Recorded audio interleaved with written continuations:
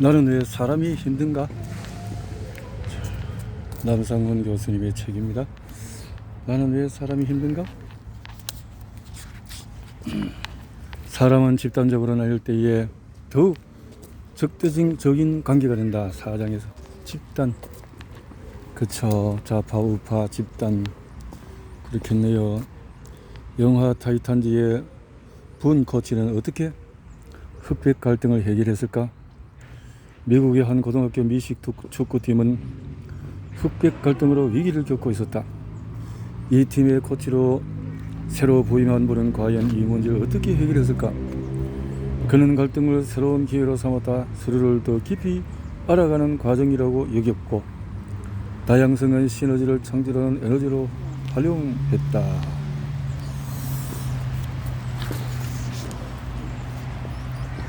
타이탄즈는 어떻게 흑백 갈등을 극복했을까? 1971년 1월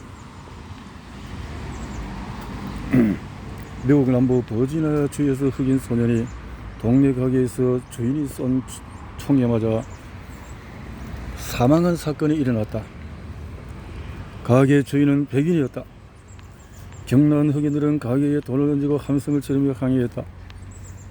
폭동을 우려한 경찰은 상황을 진정시키려고 노력했지만 그 지역의 뿌리 깊은 인종차별이 만들어낸 갈등은 서서히 비등점을 향해서 치달았다. 버지니아 주 정부로서는 근본적으로 흑백 갈등을 치유할 방법이 필요했다. 당시 아이들은 분리 정책에 따라 흑인들은 흑인 학교, 백인들은 백인 학교에 보내졌다. 주 정부는 이러한 정책의 불합리성을 인정하고 해결하기 위한 방편으로 흑인 학교 한 곳과 백인 학교 한 곳을 통합해 T.C. 윌리엄스라는 새로운 고등학교를 만들었다. 그러면서 새로운 학교 중점적으로 두 학교의 미식 축구 팀도 통합했다. 팀의 이름은 타이탄즈라고 지었다. 타이탄즈는 윌리엄스 고등학교의 축소판이자 나아가 미국 사회의 축소판이었다. 하지만 무조건 백인과 흑인 학생을 한 팀으로 묶어버린다고 근본 문제가 해결될 수 있을까? 이 실험은 과연 성공했을까? 현재는 언제나 생각보다 냉혹하고 복잡한 법이다. 서로 다른 두 그룹을 한 팀으로 통합시킨다고 저절로 한 팀이 되는 것은 아니다. 더욱이 흑백 갈등처럼 역사적으로 뿌리 깊은 불신, 미움과 반목이 서로의 마음에 자리 잡고 있는 경우는 오히려 적당히 서로를 거리를 두는 것이 큰 갈등을 막는 방법이 있는지도 모른다. 서로 반목하는 상대들을 너무 가까이 붙여놓으면 협력은커녕 상호 간의 불신과 마음이 적대적인 행위와 말로 표현될 것이고, 그것이 쌓이면 폭력적인 상황도 발생하게 된다. 누가 팀의 갈등을 잠재울 것인가? 타이탄즈의 초대 수석 코치로는 흑인이 임명되었다. 그의 이름은 분이었다. 그동안 흑인들이 차별 대우를 받아오던 상황에서 첫 수석 코치로 백인이 임명된다면 흑인 학생들은 거세게 반발했을 것이다. 흑인 수석 코치는 대통합의 상징과도 같은 존재였다. 그렇다고 분 코치가 수석 코치로서의 자격이 부족한 것도 아니었다. 그는 노스 캐롤라이나주에서 몇 번이나 우승을 일궜던 만큼 타이탄즈의 수석 코치로 맡기에 부족함이 없었다. 그러나 분 코치의 자격과는 별도로 백인 코치들은 크게 반발했다. 통합된 백인 학교 미식축구 팀의 코치였던 오스트는 타이탄즈의 수석 코치 자리가 자신에게 돌이하려고 내심 기대하고 있었다. 요스트 역시 그동안 맡은 팀을 여러 번 우승으로 이끈 명코치였다. 그는 머지않아 장래의 버지니아주 미식축구 명예의 전당에 자신의 이름이 오르게 될 것이라고 생각하고 있었다. 그런 요스트가 통합축구팀의 수석 코치 자리가 자신의 것이라고 생각한 것도 큰 무리는 아니었다. 그러던 와중에 외부에서 온 흑인이 흑백 통합이라는 명분으로 수석 코치 자리를 차지했으니 부당한 처사라고 느끼면서 크게 실망할 수밖에 없었다. 통합된 미식축구팀을 제대로 이끌기 위해서는 분 코치에게도 요스트가 코치가 필요했다. 백인 학생들이 팀의 절반인 상태에서 요스트가 부 코치를 맡아준다면 팀을 통솔하는 데 큰 도움이 될 게 틀림없었기 때문이다. 부은은 여수띠의 집으로 찾아가 부코치를 맡아달라고 요청했다. 하지만은 여수들은 부은의 요청을 이런지하에 거절했다. 여수들은 성품이 비교적 온화한 편이었지만 그의 마음속 깊은 곳에서 은근히 인종차별적인 사고방식이 자리잡고 있었던 것이다. 부은 코치의 제안을 거절한 여수들은 학교에 사표를 내고 1년간 쉰 뒤에 다른 지역의 코치를 알아볼 작정이었다. 이런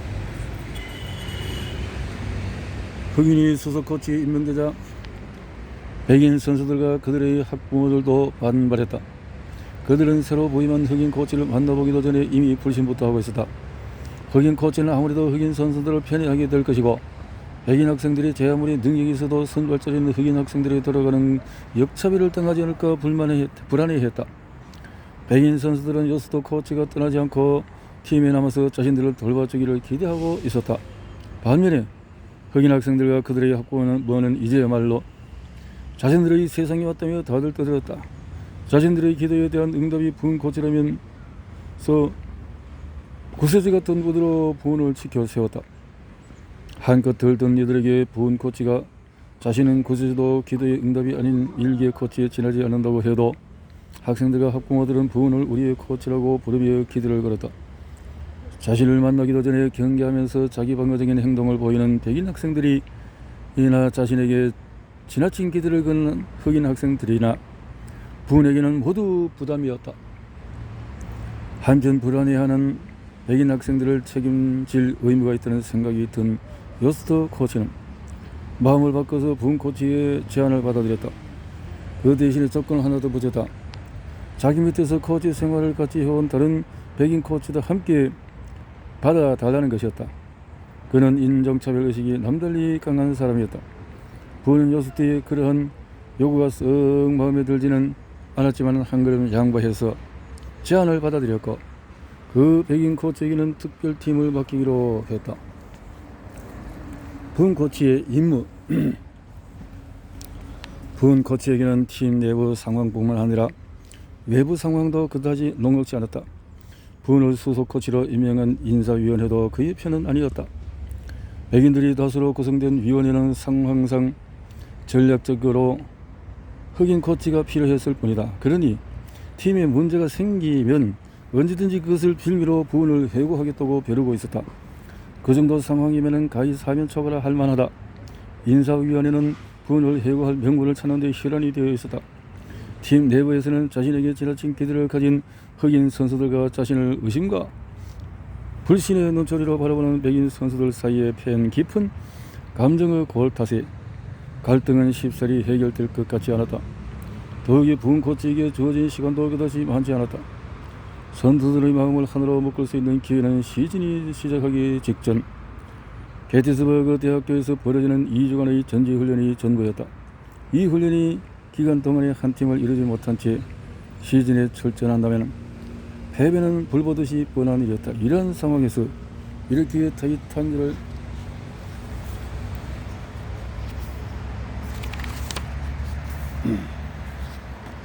지정한 의미의 한 팀으로 만들어낼 수 있을까? 흑백으로 나누어진 성소들의 마음을 어떻게 하나의 마음으로 묶어낼 수 있을까? 이것은 부은 코치에게 주어진 중대한 질문이자 우리가 생각해야 할 문제이기도 하다. 팀의 지닌 속성을 알아야 팀원을 이해할 수가 있다. 이제 우리는 개인의 행동을 넘어서 소규모 그룹 혹은 팀의 행동에 대해서 생각해 볼 때가 되었다. 개인의 행동과 팀의 행동에는 많은 차이가 있다. 일단 복잡성의 문제가 다르다. 예를 들어 팀원이 혼자일 때는 타인과 소통할 필요가 없다. 소통 채널이 전무하다. 한 명이 늘어서 둘이 되면 둘 사이에 오고 가는 채널은 한 개가 된다. 거기에 한 명이 더해지면 채널은 세 개가 늘어난다. 세 배가 되는 것이다. 거기에 한 명이 더해져서 구성원이 4명이 되면 둘씩 맺는 조합이 총 6이 되니 채널의 종수가 2배로 늘어서 6개가 된다. 이렇듯이 한 사람이 늘어날 때마다 소통 채널의 숫자는 기하급수적으로 늘어나며 복잡성을 띠게 된다.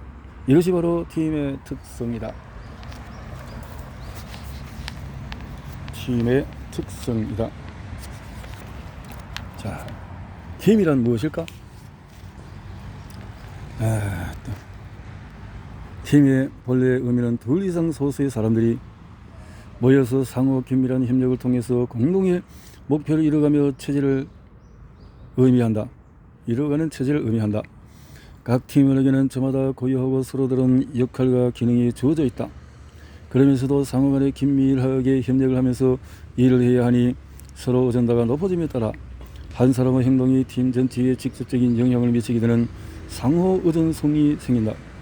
한 사람의 실수가 팀 전체의 성패에 직접적인 영향을 미치기도 한다. 이러한 상호 의존성은 팀을 다른 종류의 집단들과 구별시키는 가장 의미 있는 특성이라고 할 수 있다. 예를 들어 공중에서 같이 손을 잡고 원을 그리면서 스카이 다이빙을 하는 여러 명의 사람들을 상상해보자. 만약에 그 중에 한 사람이 실수를 하면 다른 사람의 안전에 직접적인 영향을 미치게 된다. 이는 전형적인 팀이다. 팀을 살리려면 무임승차를 막아라. 우리나라 회사는 팀제 중심이다. 하지만 막상 팀에 속해서 일하는 것을 꺼리는 사람도 제법 있다. 팀에서 활동하면 다양한 의견을 모을 수 있고 서로 도와줄 수 있는 장점들도 많지만 반대로 시간의 비효율적인 사용, 갈등 같은 단점들도 있기 때문이다.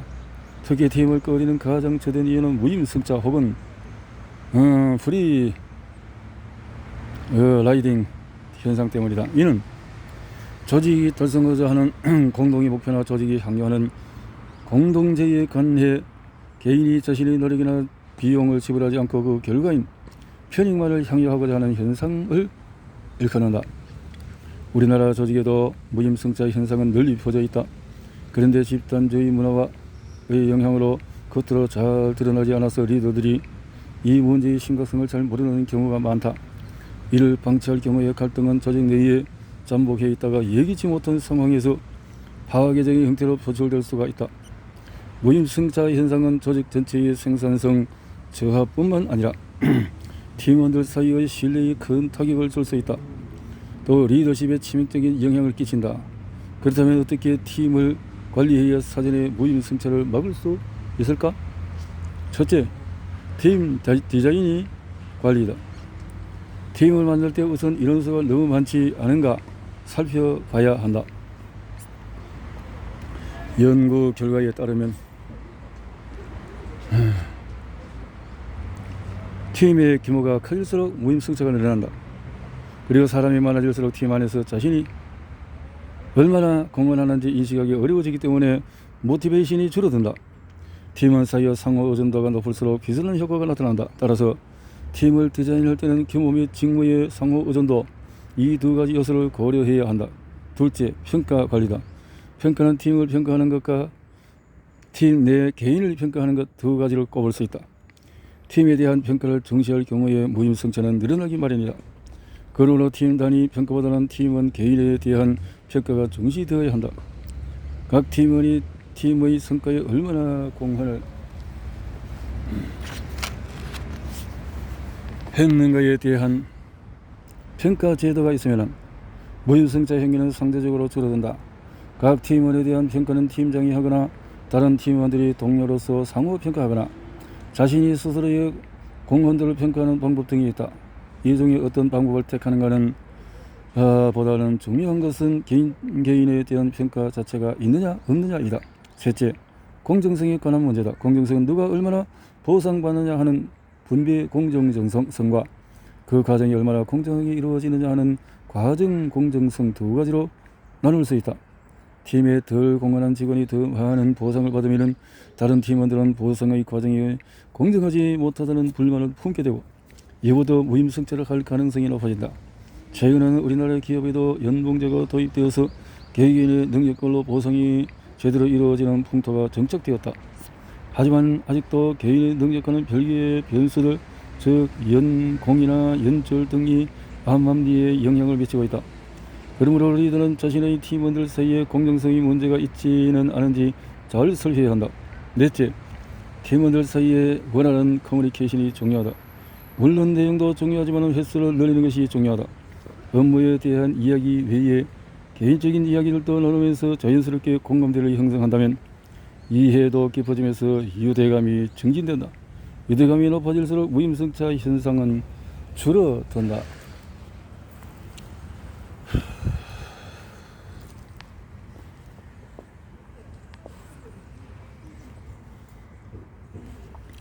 성공하는 팀은 어떤 성장 단계를 거치는가? 성공하는 팀은 어떤 성장의 단계를 거치는가?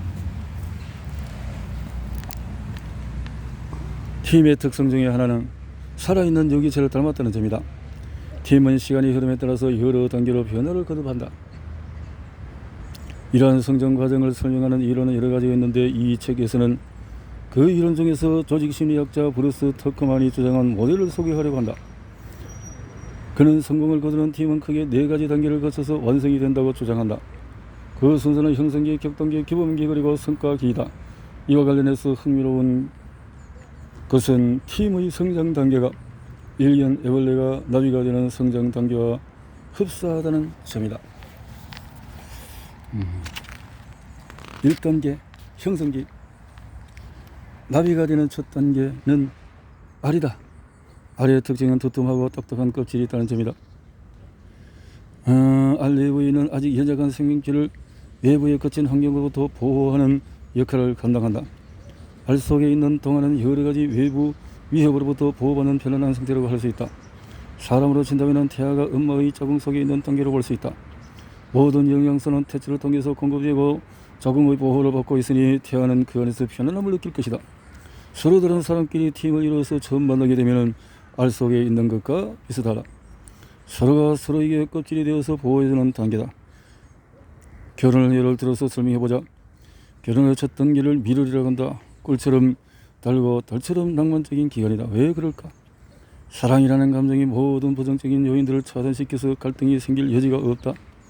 무엇보다도 신혼부부는 자신의 모든 것을 직설적으로 드러내지 않는다. 상대를 배려하는 마음이 앞서기 때문이다. 마치 알껍질이 그 안의 생명체를 보호해주는 것과 같다. 팀이 처음 꾸려지면 새로 만난 팀원들은 자신이 원하는 것을 드러내기보다 상대방이 원하는 것이 무엇인지 파악하고 거기에 맞춰지려고 노력한다. 서로에게 예의를 갖추고 각별히 친절하게 행동한다. 게다가 인간관계에서 새로 미루는 기대 요인까지 더해져서 좋은 생각만 하게 된다. 2단계 격동기. 미룰은 끝났다라는 표현이 있다. 달콤한 시대가 영원할 수는 없다는 뜻이다. 미룰 시기가 지나고 나면 서서히 갈등이 시작이 되고 스트레스를 경험하기 시작하고 생각지 못한 여러가지 어려움들이 폭풍처럼 들이닥친다. 나비의 생애에 비유하자면 알에서 애벌레가 나오는 때이다. 보호의 시대가 끝나고 위험한 환경을 직시해야 하는 때가 찾아온 것이다. 알을 깨고 나온 애벌레는 날개가 있는 나비가 아니다. 징그러운 벌레에 불과하다. 당장은 달콤한 꿀을 빨아먹고 사는 것이 아니라 온몸으로 기어다니면서 나무 잎을 깔아먹는다. 종종 새들이나 더 큰 곤충들의 위협도 받는다. 부부 사이에서도 그렇듯이 눌러두었던 자신의 본래 모습이 슬슬 드러나기 시작한다. 팀도 마찬가지다. 초반의 미룰 기간이 지나면 팀원들도 슬슬 자신들이 가진 개성을 드러내기 시작한다. 팀원들끼리 어떤 그런 갈등도 이제 보이기 시작한다 하는 거죠. 그러다 보니 커뮤니케이션 횟수는 점점 줄어들고 상호간의 이해보다는 오해가 쌓이기 시작한다. 오해가 불신되면 팀 자체에 대한 회의를 품게 된다. 그때부터 팀에서 일하는 것이 스트레스 요인이 되고 이런 마음가짐으로는 더 이상 이 팀에서 일하기 힘들다는 생각이 들기도 한다. 이런 단계에서 어떤 사람들은 팀을 뛰쳐나가기도 한다. 이렇게 이돌차가 생기면 남아있는 팀원들 사이의 관계도 점점 소홀해진다. 이제 팀이 무너지는 것은 시간 문제다. 이 단계에서 깨지는 팀들이 많다. 3단계 주범기.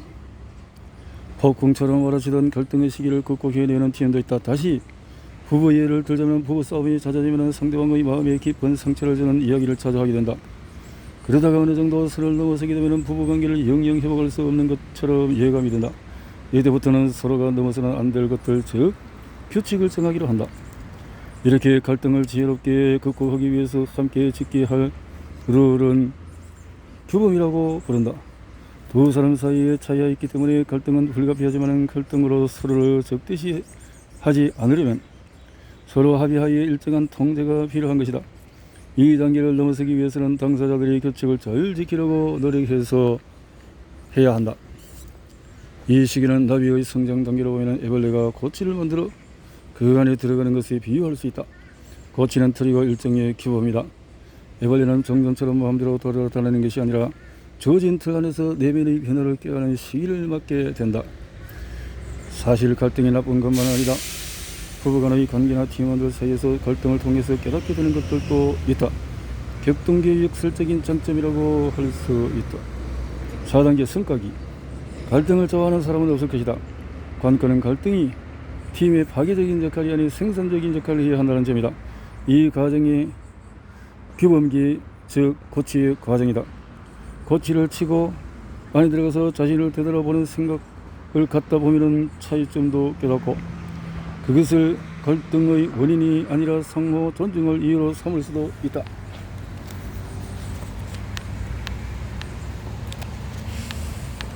차이점이 창의적으로 결합이 되어 한 차원이 더 높은 성과를 만들 수도 있다. 이때 비로소 팀으로서의 시너지를 만들어낼 수 있다. 나비가 탄생하는 것이다. 나비가 난다는 것은 현실의 우주를 초월할 수 있게 되었다는 것이다. 만약에 나비에게 한쪽 날개만 있다면 과연 날 수 있을까? 나비는 양멸과 있어야 난다. 팀도 마찬가지다. 성향이 서로 다른 팀원들이 존재해야 예상치 못한 성과도 내게 된다. 나비가 된 팀은 드디어 성과다운 성과를 내기 시작한다. 한 꽃에서 다른 꽃으로 날아다니면서 꽃가루를 옮기고 이 과정에서 꽃들이 씨를 넣는 것을 돕는다. 서로 다른 아이디어가 만나서 창의적인 아이디어가 나오게 되는 것이다. 팀의 조직이 되면 사람들은 곧바로 나비처럼 성과를 낼 수 있기를 기대한다. 그러나 그것은 불가능하다. 나비가 되기 위해서는 먼저 애벌레가 되어야 한다. 아래서 애벌레를 거치지 않고 나비가 될 수 없듯이 갈등의 격동기가 없으면 성과를 낼 수가 없다. 갈등과 다양성은 어떻게 시너지의 원천이 되는가?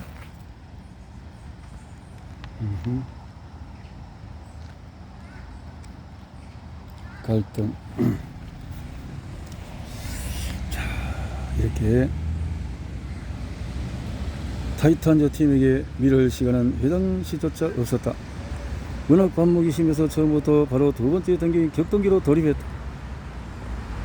이렇게 해서 선수들이 극기와 싸움으로 패싸움으로 번지고 말았다. 부흥 코치는 선수들을 따끔하게 야단쳤다. 하지만 선수들 마음속에 있는 다른 인종들에 대한 미움까지는 없앨 수가 없었다. 말을 강제로 끌고 갈 수는 있어도 물을 마시게 할 수는 없는 것처럼 선수들의 하나로 팀으로 마음을 합치는 것은 그들 자신에게 달린 일이었다. 참 어려운 시기였네요. 차이를 인정하기. 부흥 코치는 전제훈련 처음부터 자신이 비록 흑인이지만 흑인 선수들 편애하는 일은 절대 없을 것이며 선수들이 보여주는 능력에 따라서 평가하고 선발할 것이라고 수차례 강조했다. 그러나 중요한 것은 부흥 코치가 자신의 공격으로도 주장하는 것이 아니라 선수들에게 어떻게 보이느냐야. 특히 백인 선수들 눈에 공평하게 보이는 것이 중요했다. 훈련을 시작하면서 선수들이 코치들이 시키는 것 같이 연습도 하면서 겉으로는 하나의 팀으로 지내는 것처럼 보였다. 그러나 식사를 하러 식당에 가면 자연스럽게 두 팀으로 나뉘어서 피부색이 서로 따로 달리 식사를 했다. 넉살 좋은 백인 선수들과 흑인들 사이에서 끼어서 밥을 같이 먹으려 하면 흑인 주장인 줄리어스가 노골적으로 핀잔을 주기도 했다. 새로운 대책이 필요했다. 부흥까지는 새로운 카드를 꺼냈다. 틈나는 대로 서로 다른 인종의 학생들의 1대1로 만나 상대방에 대해서 알아나간 후에 모든 학생들에게 대한 리포트를 작성하여 제출하라는 과제였다. 모든 선수가 이 과제를 다 제출하기 전까지 훈련의 횟수를 늘려가겠다는 엄포도 곁들였다. 선수는 하는 수 없이 서로 마주 앉았다. 가족에 대해서 묻고 좋아하는 것 등에 물었다. 이 과정에서 서로 인종에 대해서 가졌던 편견과 오해가 조금씩 해소가 될 수가 있었다. 하지만 끝까지 마음의 문을 열지 않은 두 사람이 있었다. 바로 게리와 줄리어스. 자존심이 강한 이 두 사람은 서로를 무시하면서 버티고 있었다. 갈등을 겪은 관계가 더 돈독하다. 팀 분위기는 조금씩 나아지는 듯 하다가 이내 문제가 터지곤 했다. 한 번은 쉬는 시간에 네가 먼저 물을 마시겠느냐로 패싸움이 벌었다. 야단치고 타이르가 같이 연습시키는 것만으로는 안 되겠다고 판단한 부흥 코치는 비장의 카드를 꺼낼 수밖에 없었다. 그는 다음날 새벽 3시에 모든 선수들이 운동장에 집합하게 했다. 잠이 들 깬 상태로 모인 선수들에게 자신을 따라서 뛰어오라고 지시했다. 그러면서 혹 중간에 힘들어 포기하는 선수들이 있다면 캠프로 돌아오지 말고 그냥 집을 싸서 집으로 가라고 울음책을 놓았다. 선수들은 숨이 차서 흑흑거리면서 나고자고 없이 모두 부은 코치를 따라서 끝까지 달렸다. 이들이 도착한 곳은 남북전쟁의 유명한 유적지 중의 하나인 게티스버그 국립묘지였다. 땀으로 범벅이 된 몸으로 숨을 고르는 선수들을 모아놓고 부은 코치는 이야기를 시작했다. 자, 이것이 묻힌 영혼들의 소리를 들어봐라. 남북전쟁 때 여러분과 같은 나이의 정원이들이 인종 문제 때문에 서로를 죽여서 지금 너희들이 반복하고 갈등하는 것은 총만 안 들었을 뿐 옛날과 똑같은 싸움을 하고 있는 거라고. 만약에 여러분이 싸움을 멈추지 않는다면 우리가 여기 묻힌 군인들처럼 모두 파괴가 될 거야. 다만 서로 존중할 수 있다면 사나이답게 후회 없는 시합을 할 수 있을 거야. 그럴 밤 늦은 시간에 연습을 하다가 생각지 않은 일이 일어났다. 게리가 모든 선수들 앞에서 자신의 친구에게 큰 모욕을 준 것이다. 다른 능긴 선수를 방해해주는 플레이를 제대로 못했다는 이유였다. 이전까지는 백인 선수들만 감싸던 그가 180도로 바뀐 행동을 보인 것이다. 그러자 이어진 연습에서 줄리어스 백인 선수를 지켜주기 위해서 흑인 선수에게 거친 태클을 걸었다. 게리가 바뀌자 줄리어스도 바뀐 것이다. 그때 게리가 줄리어스에게 다가오더니 먼저 툭 치면서 화해의 제스처를 썼다. 그 후로 흑인과 백인 선수는 서로 어깨동무를 하고 다닐 정도로 친한 사이가 되었다. 비온 뒤에 땅이 굳는다는 격언처럼 애초에 갈등이 전혀 없던 관계보다 더욱 끈끈한 관계가 되었다. 자, 타이탄즈가 에벌리와 고치의 기간을 거쳐서 나비로 재탄생하는 순간이었다. 진정한 의미의 팀이 된 것이다. 다양성은 양날의 칼과 같다. 다양성은 팀이 성과를 끌어올릴 수 있을까? 이 질문에 대한 답을 구한 연구가 있었다. 연구에서 흥미로운 결과, 성과가 아주 좋거나 아주 나쁜 팀들은 다문화팀이었고 다문화팀의 성격은 전반적으로 중간에 속했다. 다양성이 성과를 양극화시킨 것이다. 다양성이 갈등과 혼돈으로 이어지느냐 아니면 시너지를 창출하는 에너지가 되느냐는 문제였다. 다양성은 양날의 칼과 같아서 어떻게 다루느냐가 관건이다. 타이탄즈에게는 인종의 다양성이 초반에는 독이었다가 후반으로 에는 약으로 변했다. 리더의 역할이 주요했다. 여기서 우리는 리더가 자신의 편을 편애하지 않고 오히려 반대편을 감싸주고 챙겨주며 반목하는 두 그룹 사이에 강제로라도 소통하게 되면 도저히 화합이 안 될 것 같은 팀도 놀라운 시너지를 낼 수 있다는 가능성을 엿볼 수 있다. 우리나라 경영 문화는 동질성을 중시해왔다. 나와 비슷한 사람들을 넣어놓고 같은 방향으로 보다 빨리 뛰게 만드는 능력이 경영이라고 이해해왔다. 다양한 아이디어에서 나오는 시너지 효과는 효율성을 우선시하는 경영 패러다임이다. 이제는 우리가 가난해서 선진국을 따라잡아야 할 때는 효율적인 경영 패러다임의 효과가 있었다. 하지만 시대가 빠른 속도로 바뀌고 있다. 기업에서는 외국인 채용이 늘고 있으며 여성들의 사회 진출도 활발해졌다. 직장 내 세대별 다양성도 늘었다. 아직 미미하긴 하지만 실질적인 장기를 가진 이들이 채용 기회도 확대되고 있다. 이 외에도 종교, 지역, 교육 정도 우리 안에는 많은 다양성이 존재한다. 이제 다양성은 선택의 문제가 아니라 그 현실 자체이다. 한 가지 사례를 들어보자. 호주의 축산업은 우리나라 시장을 새롭게 개척함으로써 큰 이득을 보고 있다. 사실 소고기를 수출하는 많은 나라 중에서 호주가 우리나라 시장을 선점하게 된 이면에는 호주에서 사는 한국 사람의 역할이 컸다. 호주는 소를 도축할 때 호주 사람들이 먹지 않는 부분은 폐기 처분한다. 그런데 그 부위 중에서 한국 사람들이 별로 즐겨 찾는 부분이 있었다. 이를 파악한 어느 한국 이민자가 1990년대에 테크미트라는 회사를 설계해서 호주의 소고기를 한국에 수출하는 사업으로 성공하게 되었다. 이민자들의 다양성이 호주의 소고기를 수출해 공헌한 것이다. 이렇게 다양성을 잘 활용하면 신시장의 개척, 새로운 경쟁력을 제고하는 데 큰 도움을 얻을 수가 있다. 이렇게 다양성을 통한 아름다움을 만들었네요.